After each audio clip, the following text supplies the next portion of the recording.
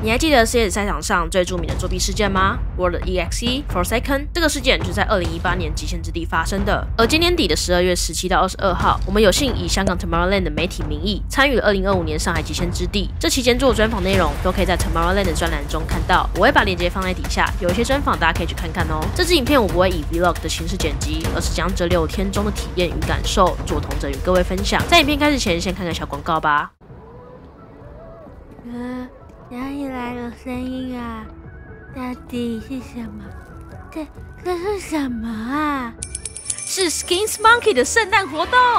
Skins Monkey 的聖誕活動開跑啦 ！Skin 儲值加碼，免費禮物全部送。Skins Monkey 是自動化的 CS 皮膚交易網站，24小時客服隨時在線，所有儲值都加碼35%，滿$100交易還送你$5。重點是第一份聖誕禮物人人都可以免費領，完全沒有任何隱藏條件，用 Steam 登錄就能開。之後只要持續交易就可以解鎖更多禮物，$10就能拿下一個，還有20天的倒數日曆，每天都能領一次禮物，還能抽包含3把刀的14個限量 Skin， 每天都要記得回來開哦。鏈接在下面，快點去領你的免費禮物吧！才剛在上海完美世界電競中心落幕的2025年 Extreme Land CS 亞洲公開賽，我知道許多觀眾平常只有關注歐洲大賽與一線隊伍，但我希望大家能給我幾分鐘，讓我向你解釋為什麼極限之地是亞洲 CS 最重要的一頁，並快速整理今年的戰況。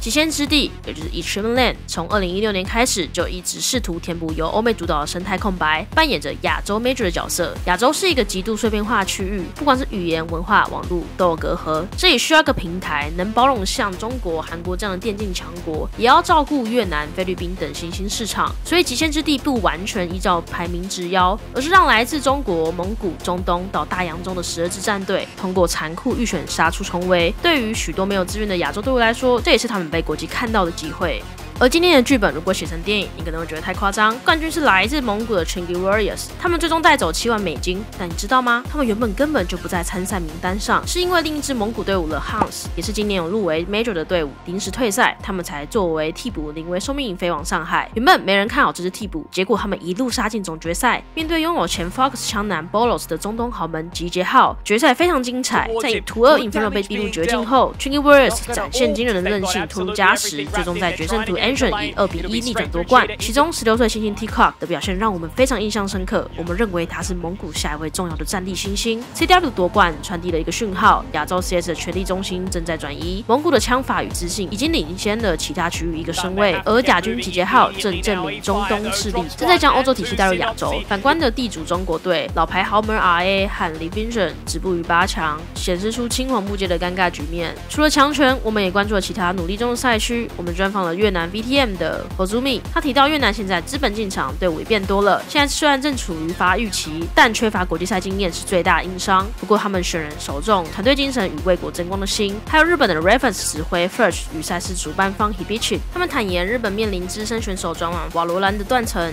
但他們沒有放棄，正透過日韓交流賽以及計劃每個月舉辦賽事來以戰養戰。可以看見整個亞洲都在想辦法變強，但是一個巨大的陰影正籠罩在這些區域賽事之上。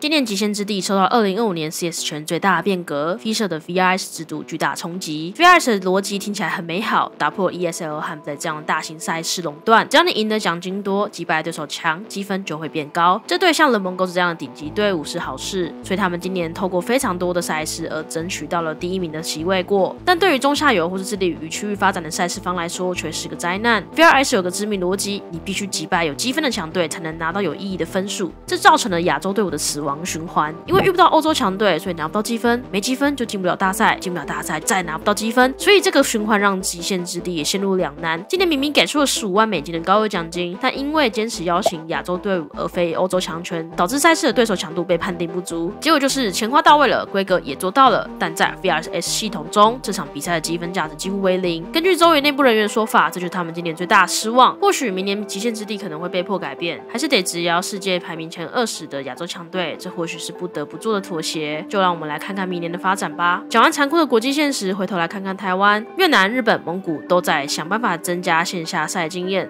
反觀台灣，我們絕對不缺強硬的個人選手，但我們缺乏一個能組隊、能彼此競爭的環境。在 VRS 這種強者恆強的系統下，如果我們再沒有資源、沒有心去整合，機會真的只會越來越渺茫。這讓我感覺到非常痛心，也就是我們做頻道的初衷。你要說一定有許多人實力比我們團隊更好、更堅強，但一直沒有太多平台願意做更多的推廣，所以我們也才想做這樣的頻道，作為一個中性的平台。我們來看看亞洲好手 FlyKing 的片段吧。大家好，我是來自台灣的 FlyKing， 然後我現在待的队伍是Team Nemesis Asia， 他是來自歐洲的隊伍，那來亞洲建一個 CS 的分隊。其實有先來問我說可不可以當選手，但是我還在讀大學嘛，他給我一份做分析師的這個工作，所以我想說也挺好的，提升我的能力，也可以就是往教練一職先去做一個進一步的了解。我覺得蠻不錯的，就是因為在19年的時候，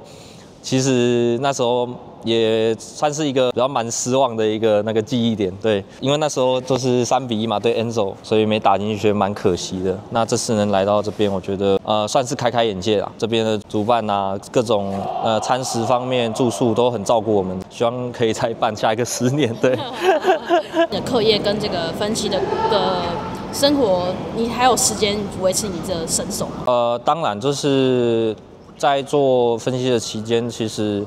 我自己也會一直在玩，對，我平常都有一直在玩，但是我覺得做分析是可以提升更多的觀念，然後去接觸到更多國外的隊伍。我很常做对手分析嘛，所以說也可以偷學幾招這樣子，對啊，所以我覺得不失來以前選手的那種能力這樣子，对啊，糖度不會掉這樣。最近台灣開始有一些社群比賽冒起，你覺得這個現象你怎麼看待？我覺得挺好的，就是因為台灣缺乏，例如說企業啊、贊助商之類的比賽，那玩家自發性的舉辦這些比賽，我覺得挺好的，就是維持那個熱情在。那很多玩家有這個熱情，我覺得非常好。那這也是我們像台灣 CS 所需要的東西。那希望之後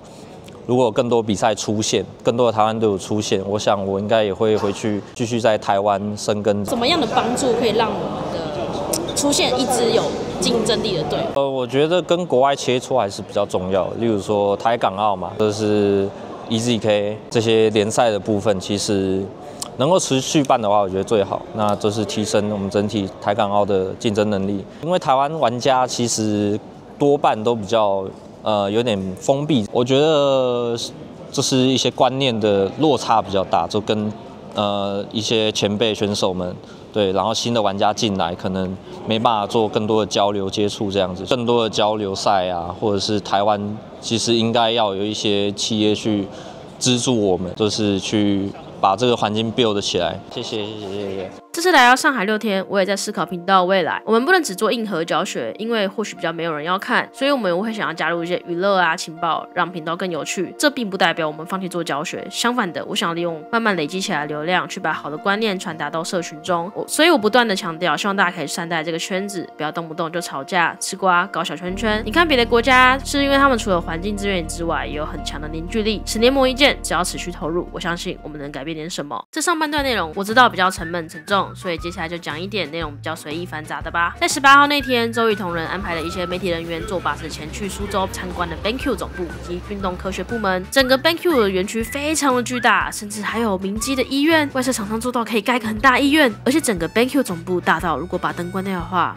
我感覺我好像在玩 Backroom。周瑜同仁展示了他們做產品的宗旨，我簡述下，就是他們自認為與其他外設廠商比較不一樣的是，他們真正在乎選手的電競表現。他們認為像是傳統運動、馬拉松、籃球、足球、棒球等等，一直以來都有非常多廠商嘗試着運動科學，分析着各項選手的肌肉與運動能力而去設計產品，也提升了選手的表現。周瑜認為電競選手也應該要有如此的設備，於是他們找來一些選手分析他們的肌肉疲勞，嘗試以科學數據化設計出產品，讓選手預防長時間練習所造成的肌肉損傷，進而改善他們的運動表現。這裡就插入一些我自己個人主觀想法了吧，但這部分我並不是專業的外設分析人員，隔壁棚我相信有更專業頻道，像是俊哥，但我還是闡述一下在這次旅途中我所看到的 Zoe 吧。在我2015年開始接觸到 CSGO 開始遊玩時，那時候市面上最讓我影響的2個品牌就是 Zoe 跟 SteelSeries 賽睿。我記得那時候職業選手幾乎都是拿 Zoe 的產品，尤其是 EC 系列。EC 系列就是他們與選手 Hiton 共同研發的產品，所以 EC 就是 Hit Titan 的姓氏縮寫。到現在這幾年無線滑鼠後 ，Zoe 好像已經不再是主流選手常使用設備了。我認為非常可惜的是，他們並沒有跟上第一波無線滑鼠的風潮。再來是我覺得他們行銷並沒有做到很好的部分。我講這個樣是因為這2次賽事，就是香港 Blast 與極限之地，我短暫的與 Zoe 所接觸到的一些緣分。我認同他們有非常好的宗旨與研發方向，尤其在熒幕上，他們擁有非常好的產品。但像這次來到蘇州這趟，老實說，坐車2個小時還蠻累的。本來很期待是不是來到現場可以看到更有趣的展示。運動科學是怎麼分析的呢？結果坐下來後，我們坐在電視前聽着 Zoe 的人員的20分鐘簡報。我雖然也是聽完了才了解到他們的宗旨，我在聽這20分鐘簡報的時候，心中總有一個快點讓我站起來，快點讓我體驗點什麼吧的衝動。感覺這個簡報應該可以再更精簡一下流程。然後在蘇州前一天，我看到媒體參與名單，我看到了 BenTech。各位，你知道 BenTech 是誰嗎？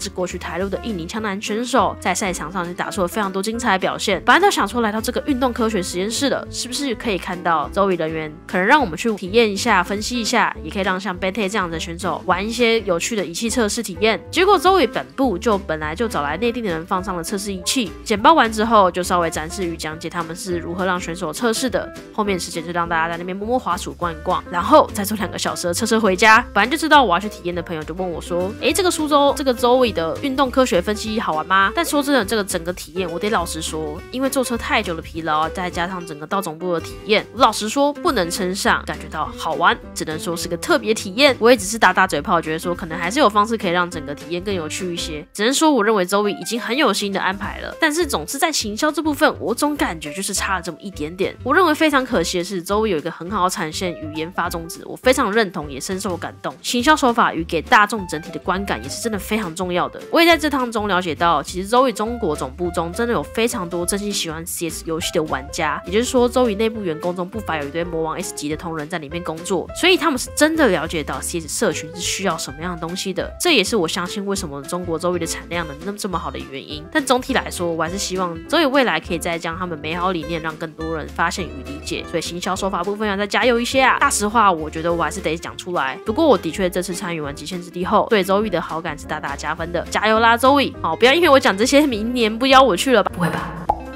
所以在預告下之後，我應該出一期影片專門闡述熒幕的部分，因為這支影片內容太多樣化了，我沒有篇幅再插入了。在這次行程中 ，Zoe 同仁也非常細心的跟我講解熒幕的差異，而我自己實際體驗來還真的差距巨大啊。這邊就帶到，其實在賽會期間，外面都是有體驗區，讓大家可以去體驗選手們使用的外設。他們擺放了 Zoe 的 SL2586X 600赫茲，擁有帶 AD2 技術的專業電競熒幕，還有許多型號的 Zoe 滑鼠，讓你可以自由使用。鍵盤則也是很有心的擺放的屋頂。大家要知道，我平常在家裡使用的熒幕是非常爛的，180赫茲某牌4000塊很爛的熒幕。一直以來我也都是一個小窮逼啊，不會花太多錢去買外設。不過因為這次體驗了 Zoe 的熒幕，再加上酒店的最後一天退房後，我還跑去了附近有 Zoe 包廂的網魚電競打了2個小時，我才意識到哦，原來使用一個好熒幕在你的表現上真的會有一個很大的提升。之後大家再期待我做這一期的影片吧。最後一天 Zoe 很有心安排了一個 after party 在場館附近的一個夜店，我一走進去就被這排場嚇到，有很多表演的環節，還有很多漂亮美眉會在台上帶動大家上去跳舞，有很多什麼樂團啊 DJ 表演，但給的啤酒竟然是常溫的，我真的有點無言。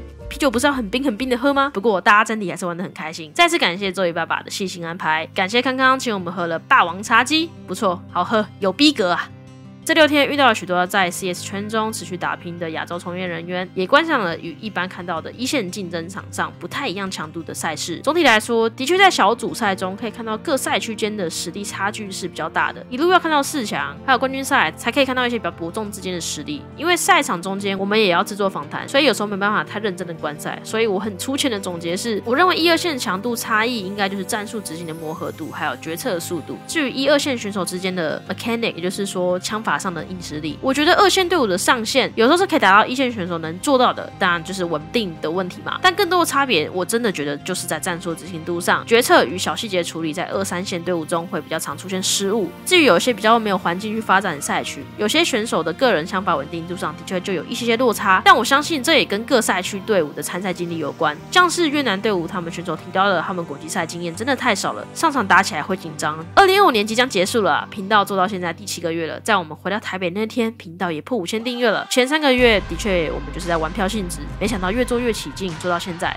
真的很感謝大家支持。最後宣傳時間，我們開了 Telegram 頻道，之後會把各種 CS 消息用比較像是 Twitter 的方式快速的發布在那邊。如果你對 CS 內容很有興趣，又懶得自己找資訊的話，可以加入哦。再來，大家可以去香港 Blaze 影片留言參與賽事周邊抽獎，團領完我就會抽出嘍。這不是最後了 ，Discord 有 From Skin 的儲值$5抽250枚的活動，有興趣可以去看看。就這樣，謝謝大家，希望大家今年過得快樂，明年也可以順順利利。有什麼意見、什麼問題，或單純想追我們，都可以留言分享哦。拜拜。